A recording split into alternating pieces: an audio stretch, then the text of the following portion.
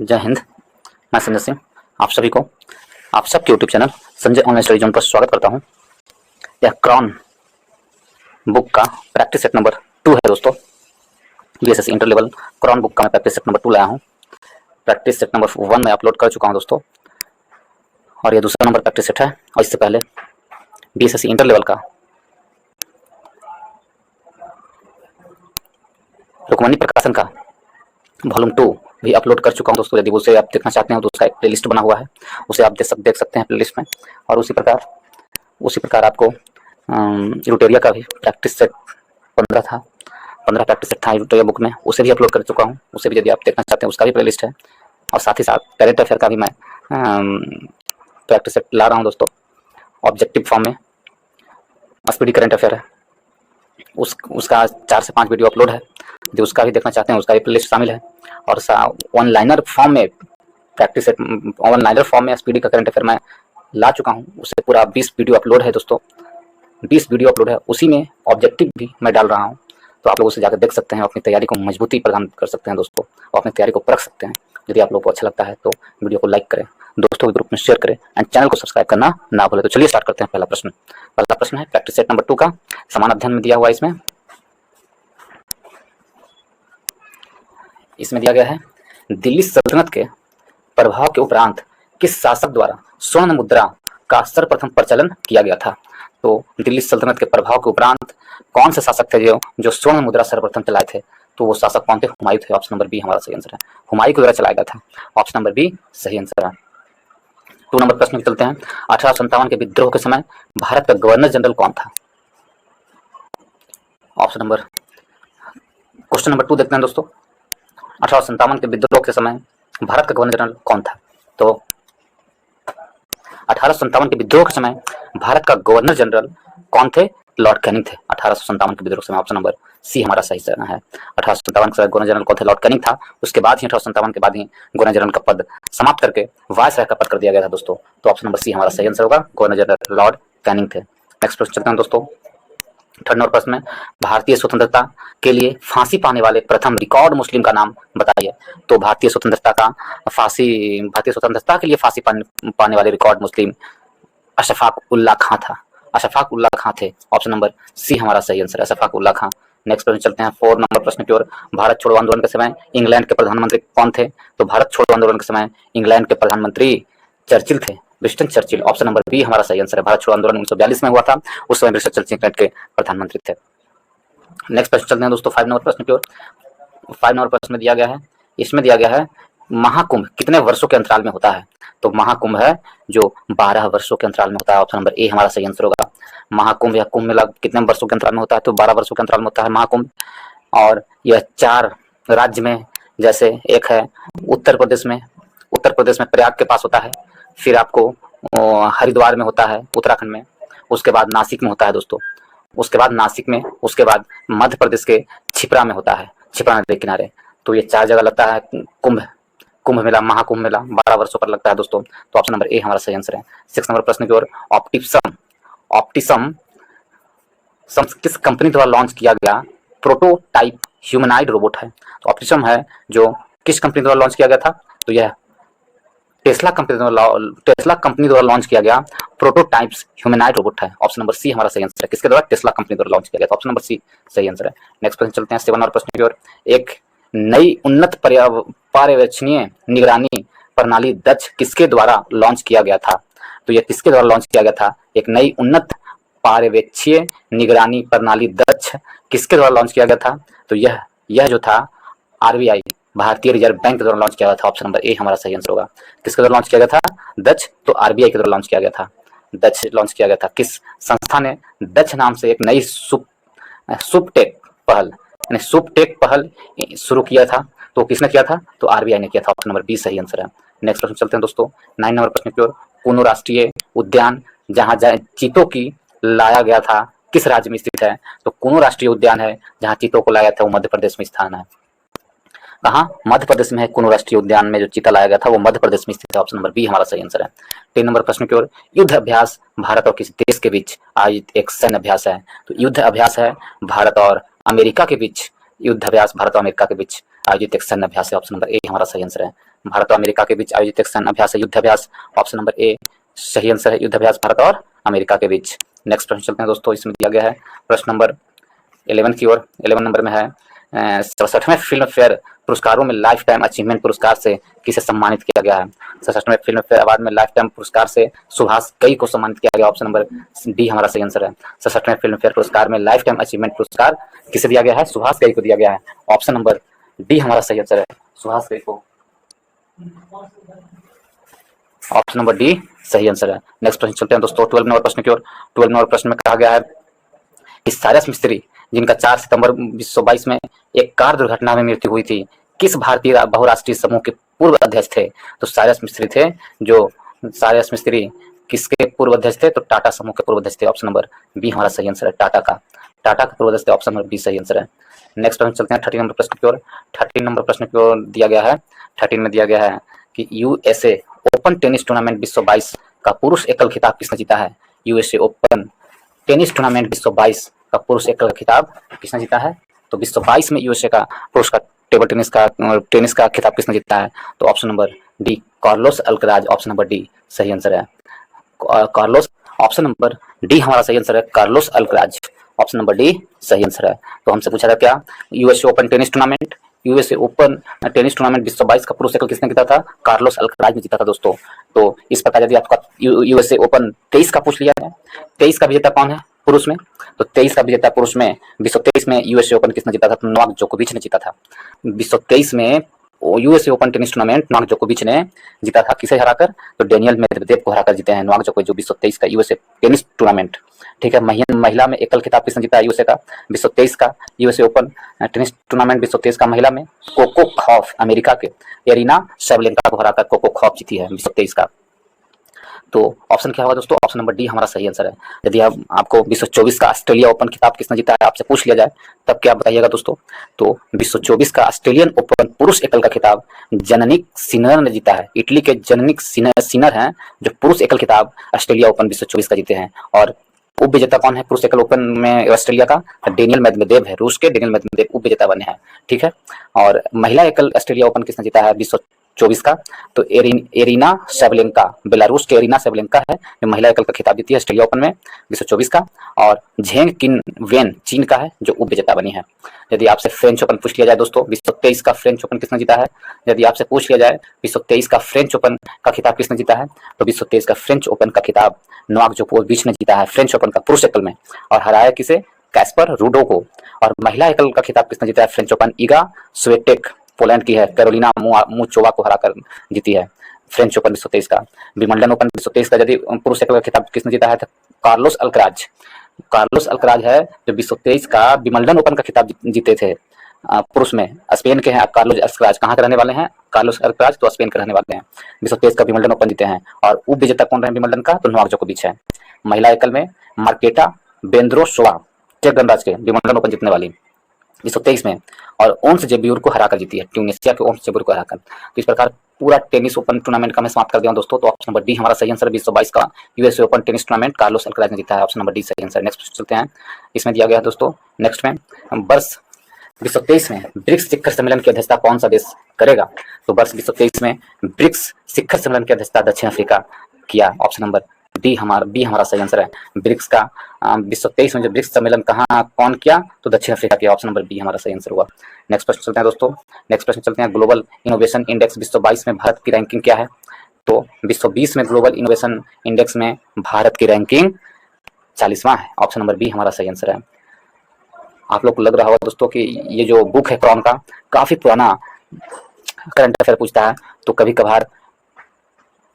कभार एग्जाम में भी ऐसा ही करंट अफेयर उठा पटक के पूछ दिया जाता है दोस्तों। तो बहुत अच्छा क्रॉन बुक ने बहुत अच्छा दिया है करंट अफेयर, पुराना ही पूछ दिया जाता है कभी कभार उठा पटक करके, तो इसलिए पढ़े जरूर दोस्तों। तो ऑप्शन नंबर बी हमारा सही आंसर है। नेक्स्ट प्रश्न चलते हैं 16 में। प्रथम गोलमेज सम्मेलन के बारे में निम्नलिखित में से कौन एक सही नहीं है? तो प्रथम गोलमेज सम्मेलन में कौन सही नहीं है? तो इसमें दिया गया है प्रथम गोलमेज सम्मेलन, सॉरी इसका आंसर नहीं बताया दोस्तों, इसका आंसर कितना है 40 है, बता दिया। ठीक है, 15 का आंसर 40 है। ठीक है, 16 नंबर प्रश्न है कि प्रथम गोलमेज सम्मेलन के बारे में निम्नलिखित में से कौन सा एक सही नहीं है? तो प्रथम गोलमेज सम्मेलन के बारे में कौन सही नहीं है? यह 1930 में आयोजित हुई थी, ये बिल्कुल सही है। इससे साइमन आयोग की रिपोर्ट पर चर्चा करनी थी, ये भी सही है। इस आंदोलन में इस आंदोलन का आयोजन इसका आयोजन लंदन में हुआ था, तो ये भी सही है, इसका आयोजन लंदन में हुआ था दोस्तों। और इसमें कांग्रेस प्रतिनिधिमंडल ने प्रतिभाग किया था, तो ये गलत है, ऑप्शन नंबर डी गलत है। कांग्रेस के प्रतिनिधिमंडल ने भाग नहीं लिया था प्रथम गोलमेज सम्मेलन में, तो ये गलत है, ऑप्शन नंबर डी गलत है। तो हमसे पूछा कौन सही नहीं है, तो ऑप्शन नंबर डी सही नहीं है। इस प्रकार ऑप्शन नंबर डी हमारा सही आंसर है। नेक्स्ट प्रश्न चलते हैं दोस्तों, प्रश्न नंबर 17 की ओर। इसमें दिया गया है 15वीं जनगणना 2011 के शुभंकर किसे बनाया गया था? तो 15वीं जनगणना 2011 के शुभंकर किसे बनाया गया था? तो पहली जनगणना का शुभंकर क्या दिया गया है? 15वीं जनगणना 2011 का शुभंकर क्या है? तो शिक्षिका है। ऑप्शन नंबर बी हमारा सही आंसर होगा, शिक्षिका। ऑप्शन नंबर बी सही आंसर है, ऑप्शन नंबर बी सही आंसर होगा। और इसका आदर्श वाक्य क्या था? यदि 2011 की जनगणना का आदर्श वाक्य क्या था दोस्तों? 2011 की जनगणना का आदर्श वाक्य था हमारी जनगणना हमारा भविष्य। 2011 की जनगणना का आदर्श वाक्य था। यह जो जनगणना है 15वीं जनगणना स्वतंत्र भारत का 7वीं जनगणना थी। 15वीं जनगणना क्या थी? स्वतंत्र भारत का 7वीं जनगणना थी। भारत जब स्वतंत्र हुआ उसके बाद ये 7वीं जनगणना है, और ऐसे ओवल और 15वीं जनगणना है। भारत में जनगणना की शुरुआत 1872 में लॉर्ड मेयो के कार्यकाल में हुआ था दोस्तों। और भारत में नियमित जनगणना की शुरुआत 1881 में लॉर्ड रिपन के कार्यकाल में हुआ था। 1881 में ही जनगणना आयुक्त डब्ल्यू ब्लोडन थे, ठीक है। और 2011 के जनगणना आयुक्त कौन थे? 2011 में जनगणना हुए थे उसके जनगणना आयुक्त चंद्रमौली जी थे।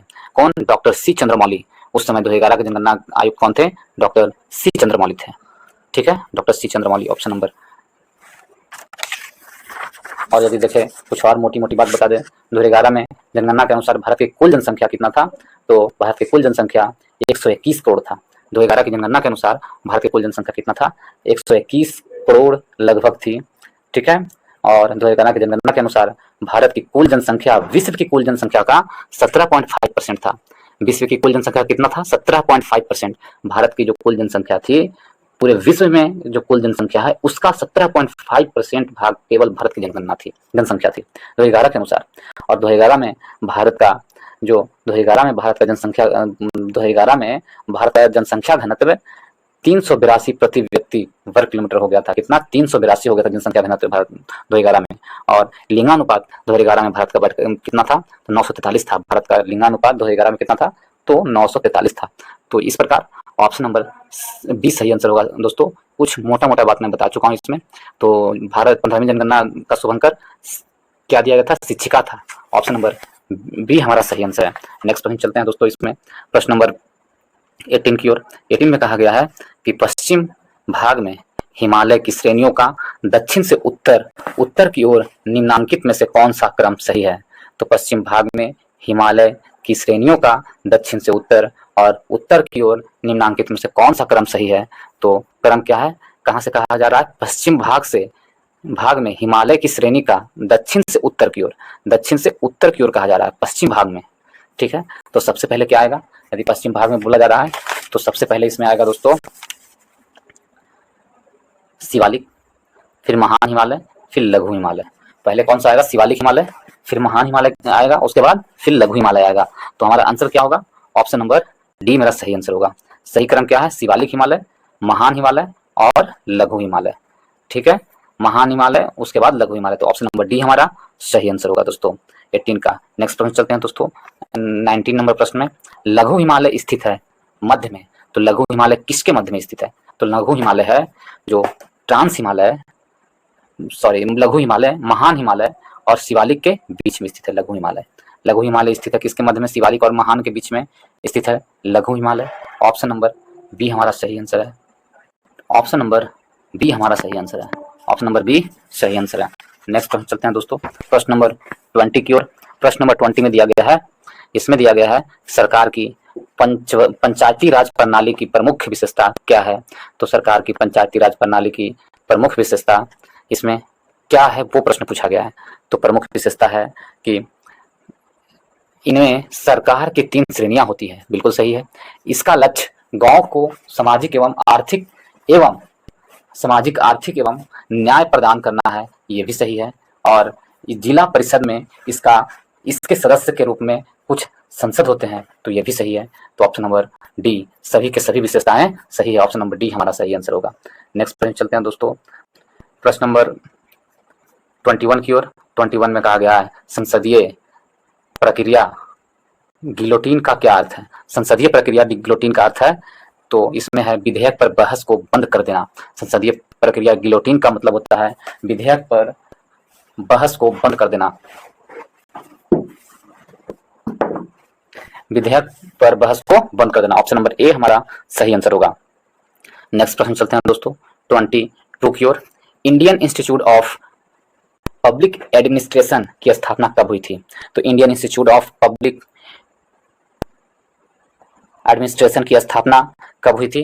तो इसकी स्थापना वर्ष 1954 में हुई थी। ऑप्शन नंबर सी हमारा सही आंसर होगा। Indian Institute of Public Administration की स्थापना वर्ष 1954 में हुई थी। ऑप्शन नंबर सी सही आंसर है। नेक्स्ट प्रश्न चलते हैं दोस्तों 22 से 23 नंबर प्रश्न की ओर। इसमें दिया गया है गिल्ड एंड बाजार किससे संबंधित है।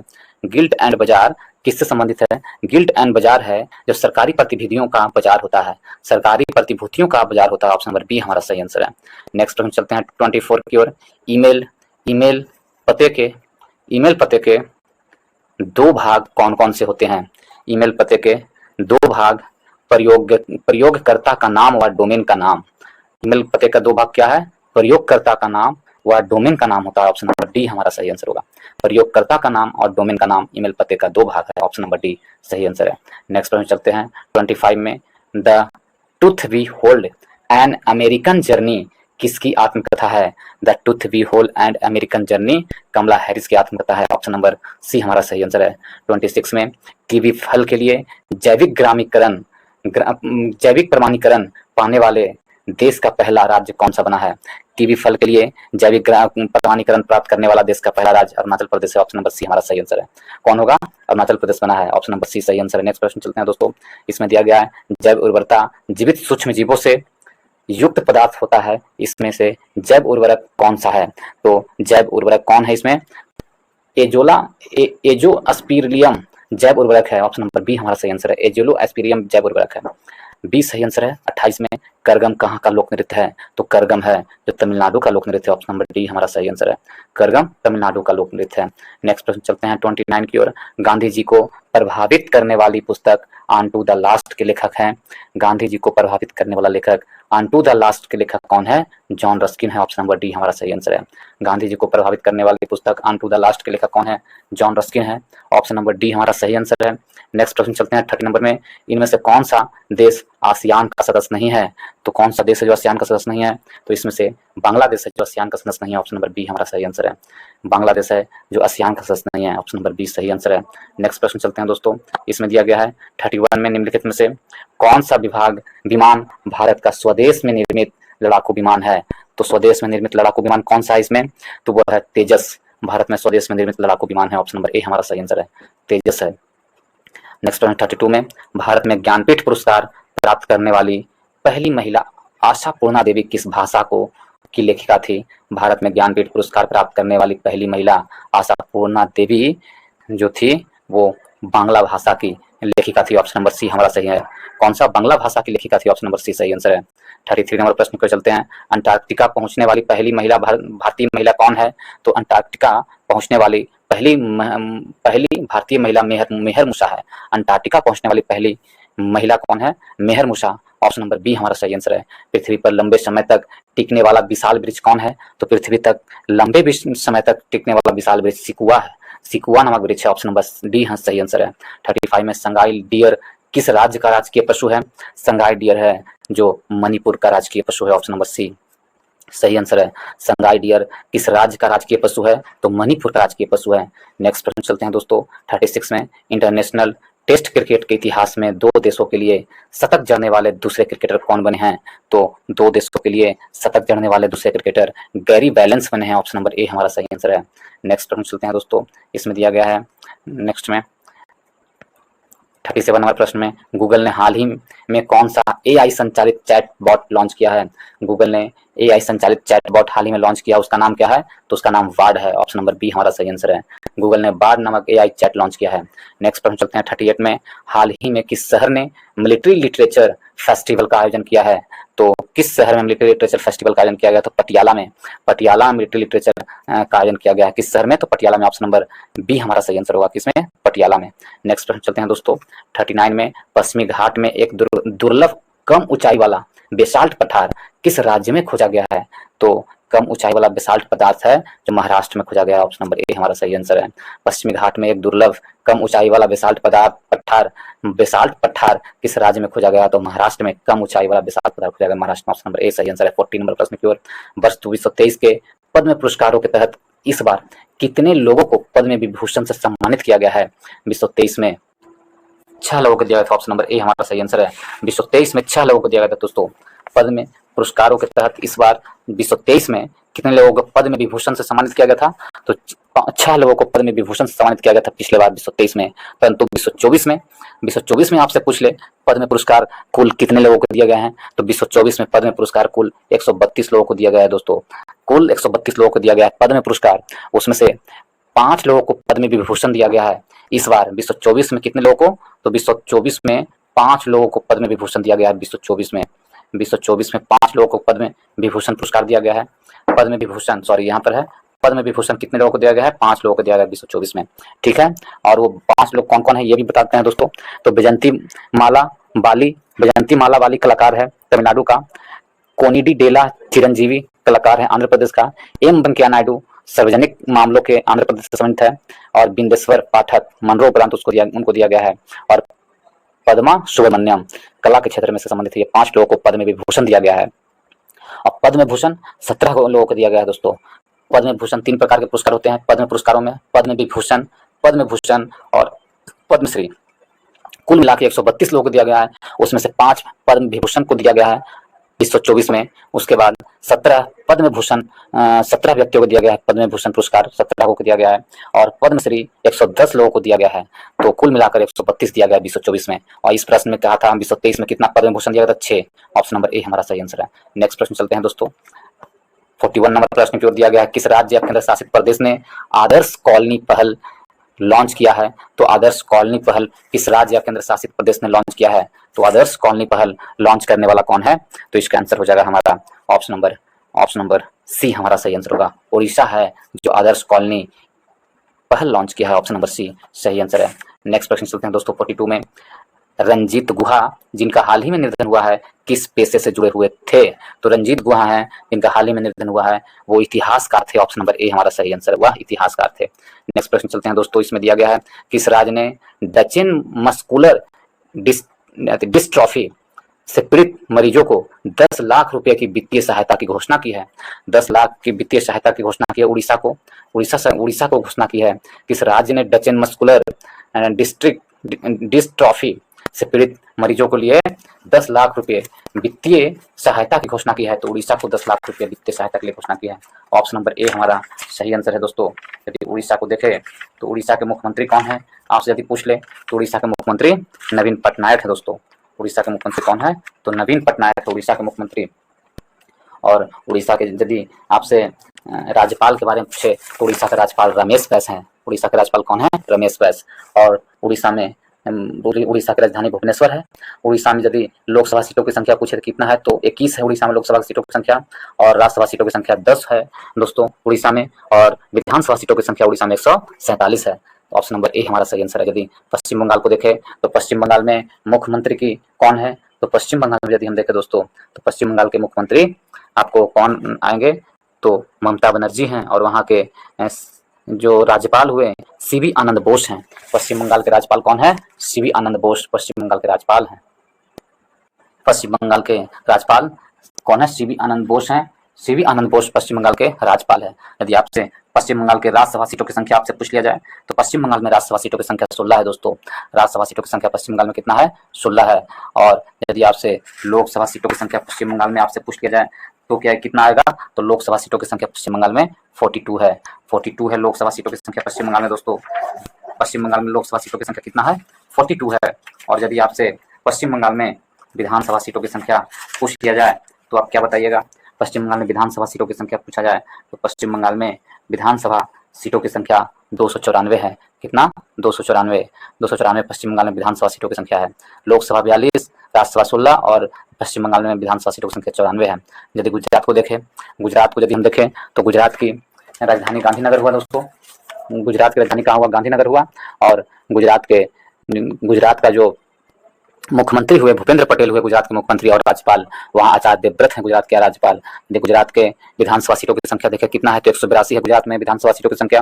राज्यसभा सीटों की संख्या गुजरात में 11 है और लोकसभा सीटों की संख्या गुजरात में 26 है। लोकसभा सीटों की संख्या गुजरात में कितना है? 26 है। तो यदि महाराष्ट्र को देखें दोस्तों, अगली ऑप्शन की ओर चले तो महाराष्ट्र में यदि आपसे पूछ लिया मुख्यमंत्री कौन है तो महाराष्ट्र के मुख्यमंत्री एकनाथ शिंदे हैं। महाराष्ट्र के मुख्यमंत्री कौन है? तो एकनाथ शिंदे। वहाँ के राज्यपाल रमेश बैस है। वहाँ के राज्यपाल, महाराष्ट्र के राज्यपाल कौन है? तो रमेश बैस है महाराष्ट्र के राज्यपाल।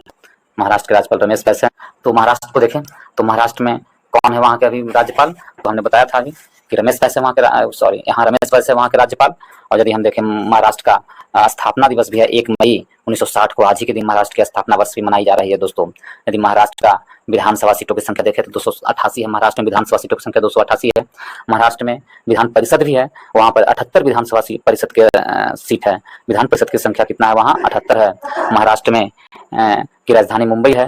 वहाँ लोकसभा सीटों की संख्या कितना है महाराष्ट्र में? तो 48 है लोकसभा सीटों की संख्या महाराष्ट्र में। राज्यसभा सीटों की संख्या 19 है। तो इस प्रकार ऑप्शन नंबर ए हमारा सही आंसर है। नेक्स्ट प्रश्न चलते हैं दोस्तों। इसमें दिया गया है बच्चों के लिए डिजिटल स्वास्थ्य कार्ड प्रदान करने वाला पहला राज्य कौन सा है? तो बच्चों के लिए डिजिटल स्वास्थ्य कार्ड प्रदान करने वाला राज्य कौन है? पहला राज्य कौन है सो हमसे पूछा है। तो बच्चों के लिए डिजिटल स्वास्थ्य कार्ड प्रदान करने वाला पहला राज्य उत्तर प्रदेश है। ऑप्शन नंबर सी हमारा सही आंसर है। उत्तर प्रदेश बच्चों के लिए स्वास्थ्य कार्ड जारी करने वाला पहला राज्य है, उत्तर प्रदेश है। ठीक है, ऑप्शन नंबर सी हमारा सही आंसर है। ऑप्शन नंबर सी सही आंसर है। ऑप्शन नंबर सी हमारा सही आंसर होगा। उत्तर प्रदेश में मुख्यमंत्री कौन है? तो वहाँ के अभी मुख्यमंत्री कौन है? तो योगी आदित्यनाथ है। वहाँ के राज्यपाल आनंदीबेन पटेल है और राजधानी लखनऊ है। उत्तर प्रदेश में सबसे अधिक विधानसभा सीटों की संख्या है 403। उत्तर प्रदेश में सबसे अधिक विधानसभा सीटों की संख्या है कितना है? 403 है विधानसभा सीटों की संख्या उत्तर प्रदेश में। और उत्तर प्रदेश में साथ ही साथ आपको दोस्तों उत्तर प्रदेश में विधान परिषद भी देखने को मिलता है। तो उत्तर प्रदेश में विधान परिषद की संख्या कितनी है? 100 है। विधान परिषद की संख्या सबसे अधिक 100 है उत्तर प्रदेश में ही। और उत्तर प्रदेश में लोकसभा सीटों की संख्या भी सबसे अधिक है। भारत में जितने भी राज्य सबसे अधिक लोकसभा सीटों की संख्या उत्तर प्रदेश में है, 80 है। और उत्तर प्रदेश में राज्यसभा सीटों की संख्या भी सबसे अधिक है। कितना है राज्यसभा सीटों की संख्या? तो 31 है। यदि मध्य प्रदेश की ओर चले, मध्य प्रदेश की यदि राजधानी को देखें तो मध्य प्रदेश की राजधानी भोपाल है और वहाँ के राज्यपाल मंगू भाई छगन भाई पटेल है मध्य प्रदेश के दोस्तों। और मध्य प्रदेश के नए मुख्यमंत्री डॉक्टर मोहन यादव हैं। और मध्य प्रदेश के यदि विधानसभा सीटों की संख्या देखें तो 230 है मध्य प्रदेश की विधानसभा सीटों की संख्या। लोकसभा सीटों की संख्या 29 है मध्य प्रदेश में और राज्यसभा सीटों की संख्या 11 है। उत्तराखंड की ओर चले, उत्तराखंड की राजधानी देहरादून एवं गैरसेन है और उत्तराखंड की स्थापना 9 नवंबर 2000 को हुआ था दोस्तों। और उत्तराखंड के राज्यपाल लेफ्टिनेंट जनरल गुरमीत सिंह है उत्तराखंड के राज्यपाल। वहाँ के मुख्यमंत्री पुष्कर सिंह धामी हैं उत्तराखंड के मुख्यमंत्री। उत्तराखंड में विधानसभा सीटों की संख्या 70 है, लोकसभा सीटों की संख्या 5 है और राज्यसभा सीटों की संख्या उत्तराखंड में 3 है। बिहार की ओर चलते हैं तो अपना बिहार में मुख्यमंत्री कौन है? तो नीतीश कुमार हैं, थे और रहेंगे भी। नीतीश कुमार थे, हैं और रहेंगे मुख्यमंत्री। तो बिहार का मुख्यमंत्री नीतीश कुमार हैं और अभी राज्यपाल राजेंद्र विश्वनाथ आर्लेकर हैं। कहाँ के? बिहार के राज्यपाल राजेंद्र विश्वनाथ आर्लेकर हैं। बिहार में यदि लोकसभा सीटों की संख्या देखें तो कितना है? 40 है लोकसभा सीटों की संख्या बिहार में और राज्यसभा सीटों की संख्या 16 है दोस्तों बिहार में। और साथ ही साथ पश्चिम बंगाल की भी राज्यसभा सीटों की संख्या 16 है। और बिहार में विधानसभा सीटों की संख्या देखें 243 है। तो हमसे पूछा था डिजिटल स्वास्थ्य कार्ड प्रदान किसने किया है? तो Uttar Pradesh. Option number C हमारा सही आंसर है। नेक्स्ट प्रश्न चलते हैं 45 नंबर प्रश्न की ओर दोस्तों। 45 में कहा गया है भारत ने किस टीम को हराकर पुरुष हॉकी जूनियर एशिया कप का खिताब जीता है? तो भारत ने किसे हराकर पुरुष हॉकी जूनियर का कप जीता है? तो भारत है जो बांग्लादेश को हराकर जीता है, पुरुष हॉकी जूनियर एशिया कप जीता है। ऑप्शन नंबर डी हमारा सही आंसर है। बांग्लादेश को हराकर भारत ने जीता है। ऑप्शन नंबर डी सही आंसर है। नेक्स्ट प्रश्न चलते हैं 46 में किस राज्य सरकार ने प्रदूषण स्तर को कम करने के लिए एयर प्यूरिफायर वाली बसें लॉन्च की है? एयर प्यूरिफायर वाली बसें किस राज्य सरकार ने लॉन्च की है प्रदूषण स्तर को कम करने के लिए? तो प्रदूषण स्तर को, सॉरी दोस्तों 45 का आंसर गलत बताया गया है।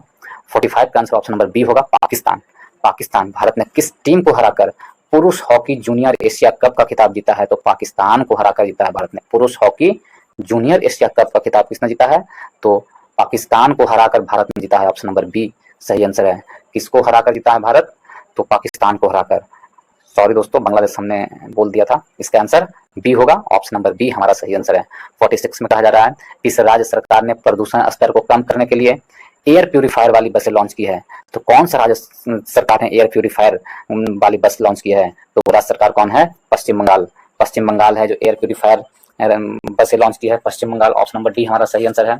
और सभी को मैं बता चुका हूँ दोस्तों इसके बारे में। उत्तर प्रदेश केवल राजस्थान के बारे में मैं बताता हूँ। राजस्थान के अभी जो मुख्यमंत्री बनाए गए हैं और नए मुख्यमंत्री राजस्थान में बनाए गए हैं दोस्तों, वो राजस्थान के नए मुख्यमंत्री कौन है? भजन लाल शर्मा है राजस्थान के नए मुख्यमंत्री। और राजस्थान के अभी राज्यपाल कौन है? तो कालराज मिश्र हैं राजस्थान के राज्यपाल। और राजस्थान का विधानसभा सीटों की संख्या 230 है राजस्थान में, और लोकसभा सीटों की संख्या 29 है राजस्थान में। और सॉरी, राजस्थान में विधानसभा सीटों की संख्या 200 है दोस्तों। सॉरी, राजस्थान विधानसभा सीटों की संख्या कितना है? 200 है। राजस्थान में विधानसभा सीटों की संख्या 200 और लोकसभा सीटों की संख्या 25 है। राजस्थान में लोकसभा सीटों की संख्या कितना? 25 है और राज्यसभा सीटों की संख्या 10 है। राजस्थान में राज्यसभा सीटों की संख्या 10 है। तो ऑप्शन नंबर डी सही है। एयर प्यूरीफायर कहाँ लगाया था? पश्चिम बंगाल में। नेक्स्ट प्रश्न चलते हैं दोस्तों, 37 नंबर प्रश्न की ओर।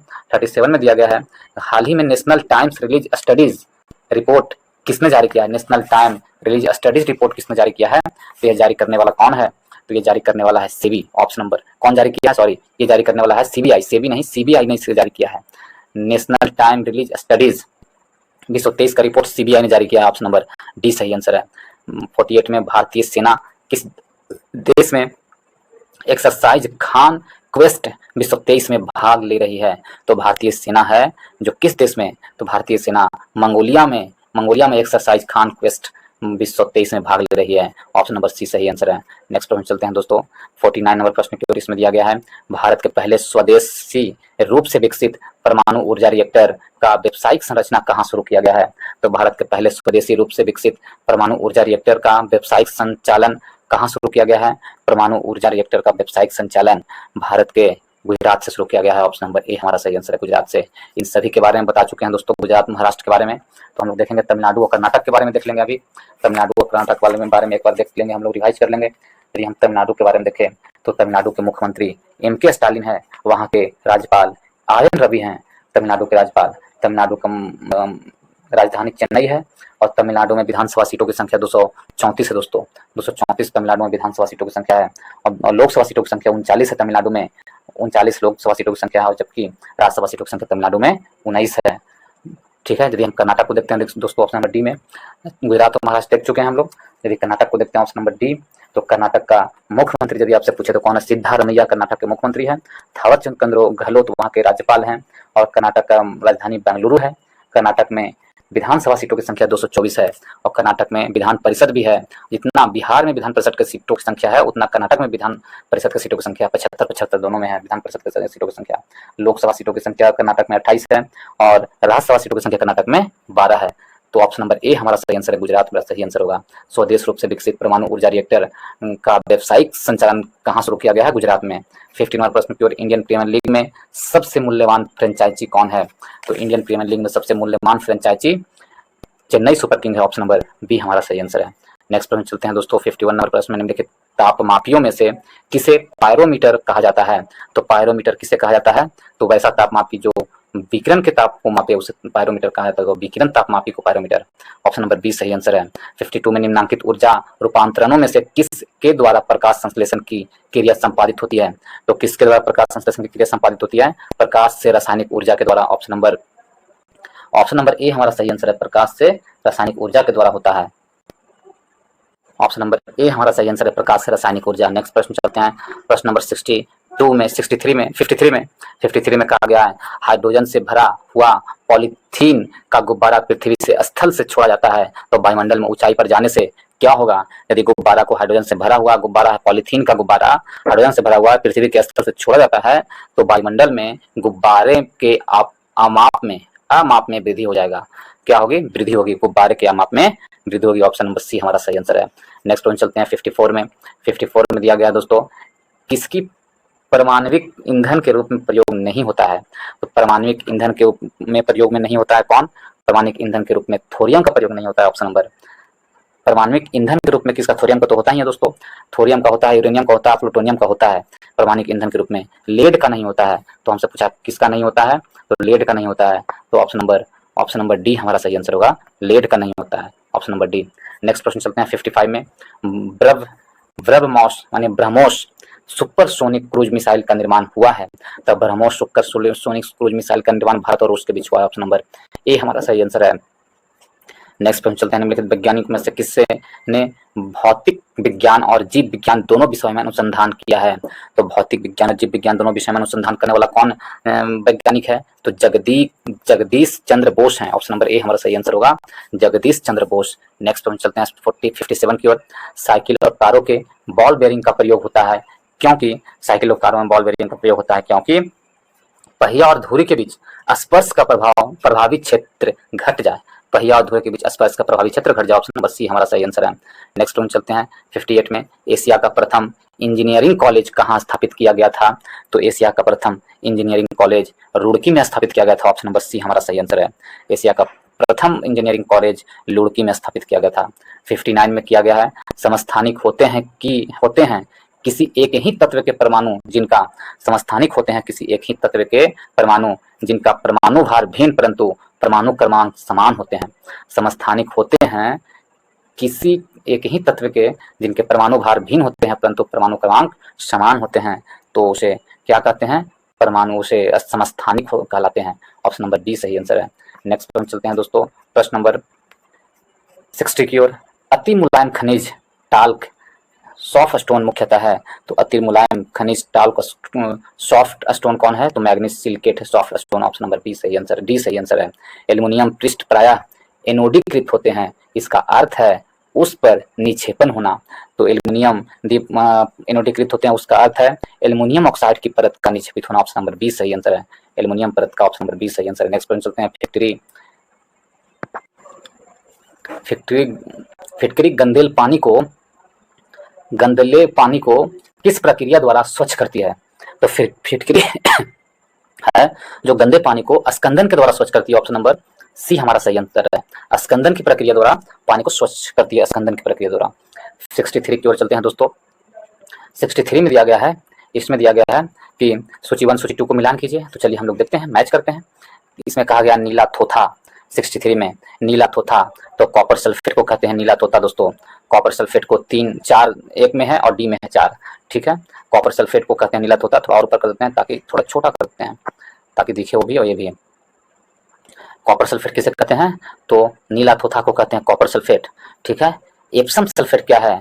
तो एप्सम सल्फेट है दोस्तों, एप्सम सल्फेट आपको मैग्नीशियम सल्फेट को कहते हैं एप्सम सल्फेट, मैग्नीशियम सल्फेट को एप्सम सल्फेट कहा जाता है।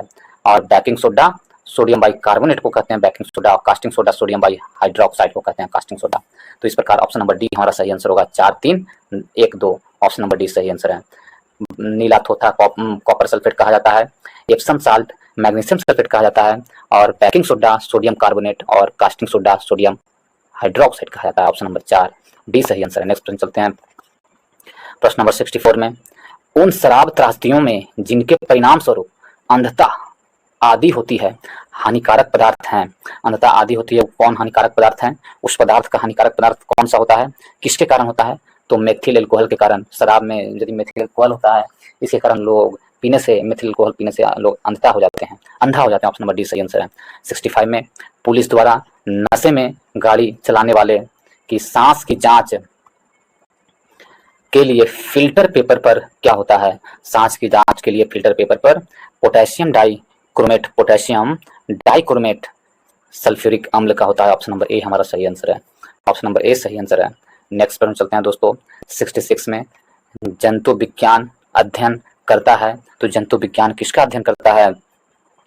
जीवित व मृत जानवरों दोनों का अध्ययन करता है जंतु विज्ञान, जीवित और मृत दोनों का।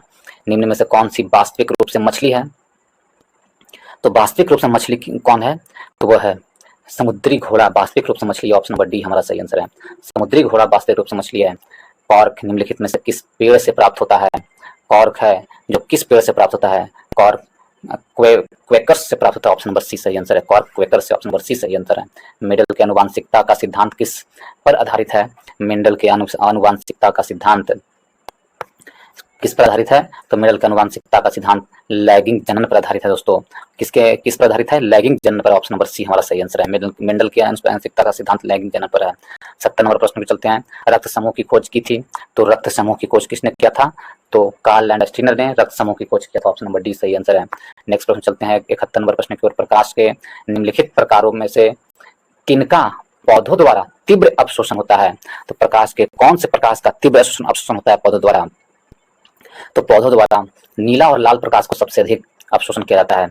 72 नंबर प्रश्न की ओर। रतौंधी निम्नलिखित में से की कमी के द्वारा के कारण होती है? तो रतौंधी है जो विटामिन ए की कमी के कारण होती है। ऑप्शन नंबर सी सही आंसर है।